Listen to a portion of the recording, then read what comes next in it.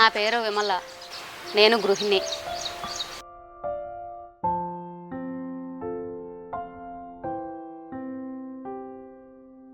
మహిళకు ఇల్లే దేవాలయం.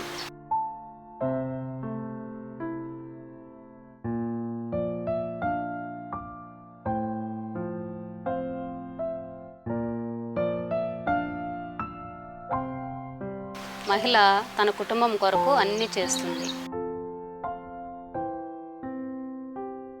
ఇది నా కుటుంబం. నా కుటుంబం కొరకు నేను ప్రతిదీ ఇష్టంగా చేస్తాను.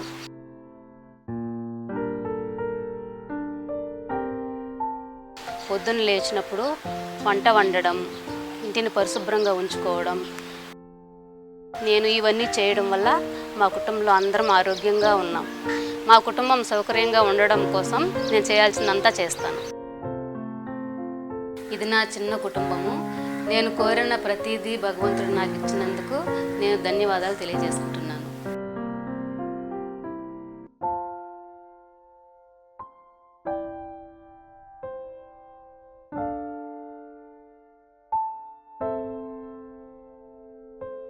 మా ఇల్లు చాలా శుభ్రంగా ఉందని మరియు వంటలు బాగా వండుతానని మా ఇంటికి వచ్చిన మా బంధువులు నన్ను మెచ్చుకుంటారు. నా పనులన్నీ నేను చేసుకోగలుగుతాను. నేను అన్ని మంచి పనులు చేస్తాను కనుక నాకు మంచిగా అనిపిస్తుంది. నా ఇల్లు నాకు గౌరవం. అందువల్లనే నేను దానిని ఉత్తమంగా ఉంచడానికి ప్రయత్నిస్తాను.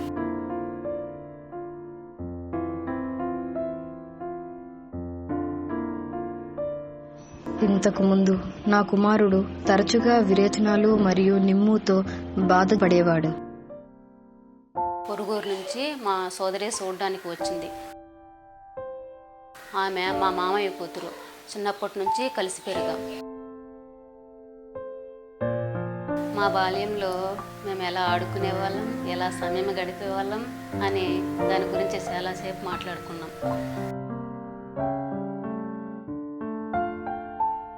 ఆమె మా ఇంటి శుభ్రత గురించి, నా పట్ల నేను తీసుకునే శ్రద్ధ గురించి చాలా మెచ్చుకుంది.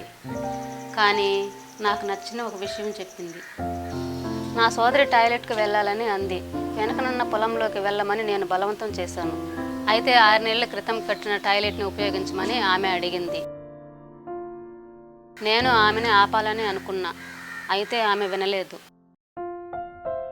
టాయిలెట్ను మురికిగా మరియు వాసనగా వస్తున్నట్లు ఆమె గమనించింది.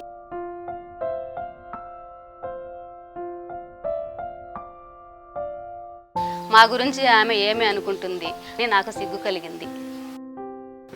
ఇంట్లో నేను తప్ప మరుగుదొడ్డి ఎవరూ వాడరని చెప్పడానికి ప్రయత్నించాను. టాయిలెట్ ఎంత మురికిగా ఉంటుందని తెలుసుంటే అసలు కట్టేవాళ్ళమే కాదని, ఇంకా డబ్బు కూడా ఖర్చు చేయాల్సి వచ్చిందని చెప్పాను. అయితే నా సోదరి చెప్పిన మాటలకు నా కళ్ళు తెరుచుకున్నాయి. టాయిలెట్ అనేది కేవలం మురికి ప్రదేశం కాదని, ఇంట్లో పరిసరాల వలె టాయిలెట్ కూడా శుభ్రంగా ఉంచుకోవాలని చెప్పింది. నేను టాయిలెట్ని రెగ్యులర్గా శుభ్రం చేయాలని, అలా చేయకపోతే తరచూ జబ్బు పడతామని చెప్పింది. అయితే టాయిలెట్ శుభ్రం చేయడం చాలా చికాకు కలిగించే విషయం. అంత మురికి పనిని ఎలా చేయగలం? అయితే ఆమె దానికి 3 సరళమైన మార్గాలను చెప్పింది. టాయిలెట్ ఉపయోగించే ముందు నీటిని పోయండి, టాయిలెట్ ఉపయోగించిన తర్వాత మళ్ళీ నీటిని పోయండి, అలానే బ్రష్తో శుభ్రం చేయండి,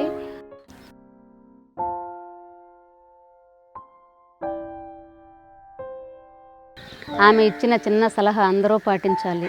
రోజు టాయిలెట్ శుభ్రం చేస్తే అది అసలు మురికి పనే కాదు. ఇప్పుడు నా భర్త, నా కొడుకు రోజు టాయిలెట్ వాడుతున్నారు.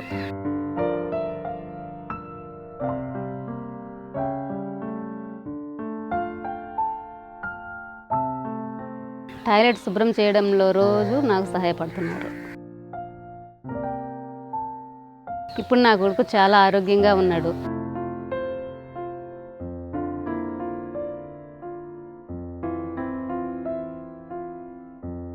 నా కుటుంబం యొక్క ఆరోగ్యం మరియు సంతోషం కోసం నేను రోజు ప్రార్థిస్తాను.